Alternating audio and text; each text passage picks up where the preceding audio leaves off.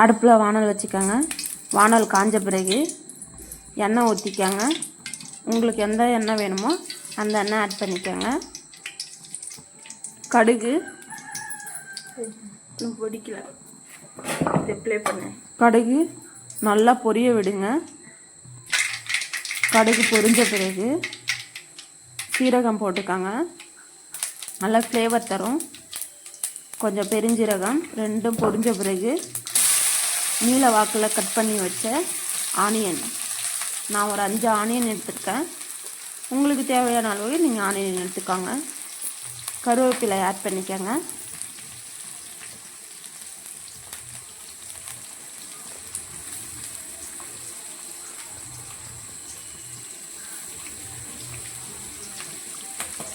ரெண்டு பச்சை மிளகாய் நீல வாக்கில் கட் பண்ணி வச்சது வதக்குங்க.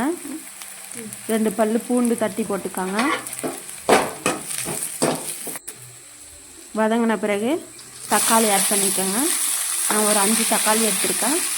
5 தக்காளி நல்லா நீல வாக்கில் கட் பண்ணி வச்சுருக்கேன். வெங்காயம் தக்காளியும் நல்லா வதங்க விடுங்க. எப்பொழுதுமே எந்த குழம்பு வச்சாலும் வெங்காயமும் தக்காளியும் நல்லா வதங்கணும். வதங்கினா தான் குழம்போட ருசி இருக்கும். எப்பொழுதுமே சரி, குழம்பு வைக்கும் போது நீங்கள் வெங்காயம் தக்காளியை நல்லா வதக்கி குழம்பு வச்சு பாருங்கள். அதோட டேஸ்ட்டே வேறு மாதிரி இருக்கும்.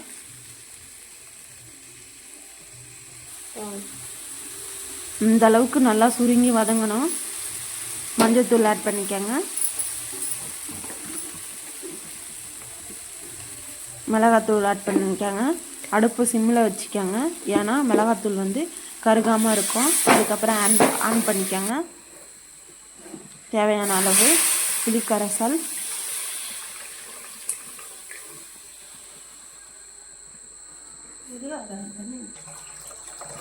தேவையான அளவு தண்ணி ஊற்றிக்கோங்க. உங்களுக்கு வீட்டில் எத்தனை பேர் இருக்காங்களோ அதுக்கேற்ற மாதிரி தண்ணி ஊற்றிக்கோங்க. புளிக்கரைசலும் ஊற்றிக்கோங்க. உப்பு, நல்லா குழம்பு கொதிக்க விடுங்க. நல்லா குழம்பு கொதித்த பிறகு உப்பு மஞ்சள்தூள் நல்லா போட்டு நான் மீனை ஏற்கனவே கழுவி வச்சுருக்கேன். அந்த மீனை குழம்புல ஆட் பண்ணிக்கிறேன்.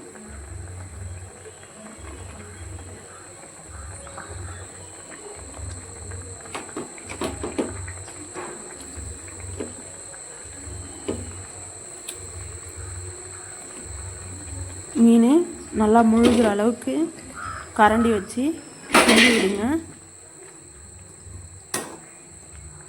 கிண்டி விட்டு